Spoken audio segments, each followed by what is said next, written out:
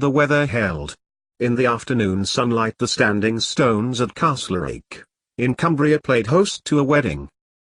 Standing stones have long been the places where births, marriages and deaths were marked, and today was no exception. In her blue-grey dress, only the best from Madame Mimonis, worn once, and in her pocket their hair, Cecilia Frobisher stood, facing Remus. Around them, their friends stood, arranged in concentric circles, as had been done since the days of the very first wizards. Remus gave her a ring. It was the one Aloysius had given Bessie, and the one Bessie had slipped off her finger to give to their son, John, on his wedding day for Remus' mother. Now it was on her finger. As the baby moved in her stomach she wondered whether she would pass it on to him. Cecilia refused to think of the baby as Septimus, that would be tempting fate, even though Remus really liked the name. She smiled at Sirius, who had performed the ceremony beautifully. Now, they were husband and wife. A flash of green, once they had kissed, and a mass flew to outside the Great Hall at Hogwarts, transported the whole of the wedding party. "What will you do now?" asked Remus of Sirius, as the guests lined up to shake hands with the bride and groom. "Dumbledore has passed on the head of the reciprocators to me. I intend to be very busy with forging Mullwizard connections. I may need your wife's help, seeing as she has first-hand experience, so to speak." He stepped past Remus and took Cecilia's hand. "May I kiss the bride?" he asked, and Cecilia nodded. He took her hand and kissed the back of it. "Thank you, Cecilia, for giving Harry back to us. If it hadn't been for you, Sirius, I could not have done it. My cowardice, more like." He dipped his head. But Remus put a hand on his shoulder. "Hey both of you, it was the right outcome, in the end." Harry thanked her as he and Ron and Hermione came over as a group to shake hands. "Not me, there was another wizard, you saw him, Harry. Lindvald Halen. Aloysius Lupin. I did all I could," he added the final flourish, so to speak. And then, there were the greetings from Exorder in turn. Tunks had come with Nick. By rights she was Nymphadora Smith, having got married quietly in May, but Tunks had stuck. They had adopted Freya. Both were delighted to see her. Freya had a beautiful dress and had been delighted to see Auntie Celia and the Slippers man. "She is bearing up, she saw her parents killed," said Tunks. Cecilia thought about Libby Mitchell, who had just told Huff was expecting. That had been at Christmas.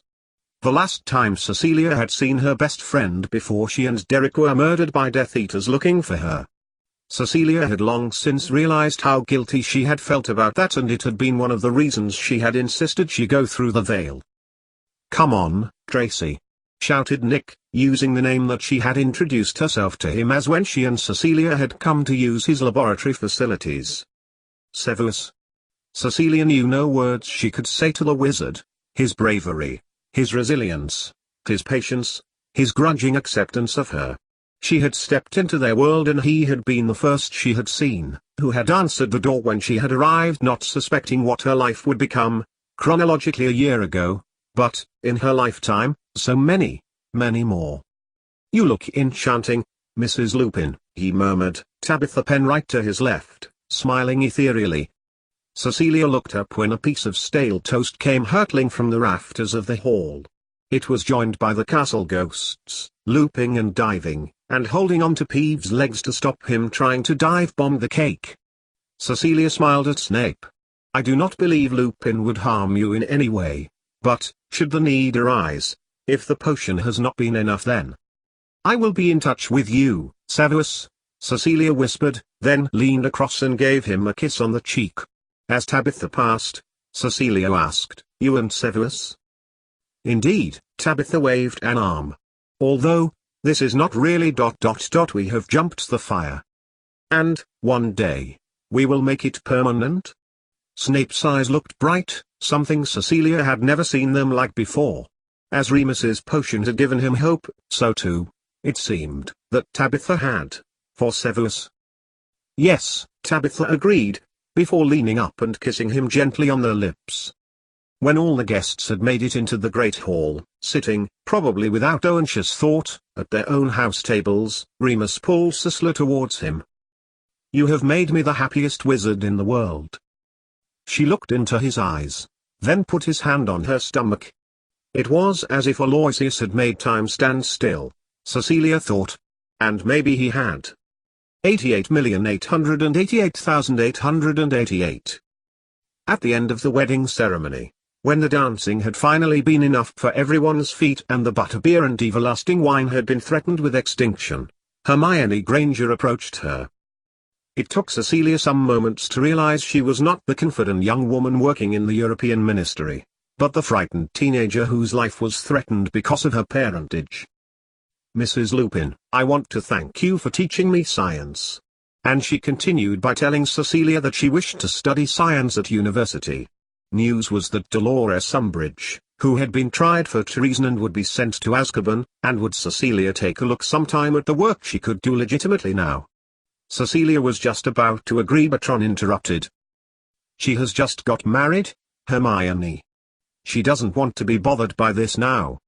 Ron Weasley leaned past Hermione. "Sorry, Mrs. Lupin." "Ronald!" shouted Hermione. "This is none of your business. How dare you apologize for me?" And they went off towards the entrance of the Great Hall, still arguing. "Young love," said Sirius, approaching them, then to Remus asked, "May I kiss the bride?" Remus nodded, and Sirius pecked Cecilia on the cheek. "You look wonderful, Cecilia." "Thank you for the ceremony, Sirius. We couldn't have asked for anything more perfect." She held his gaze for a moment. There could have been, if things had been different.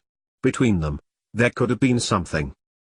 Music began to play, and Sirius broke eye contact with Cecilia, smiling at her broadly. "A polka. I do love a polka," Sirius declared, his face alive with exuberance. "Danced well and in good company, of course. Nymphadora, would you partner me?" He scooped up his cousin's hand despite her protests at him addressing her as Nymphadora and led her into the center of the floor. And there we will leave them, at high summer, in a magical castle in Northumbria, the air filled with happiness and merriment and fierce hope for the future. 88,888,888. In the early hours of the morning, hand in hand, Remus and Cecilia Lupin would cross the edgestones that marked the boundary of Hogwarts School of Witchcraft and Wizardry, and would step out into the non-wizard world for the last time. Beyond them, the whole world beckoned,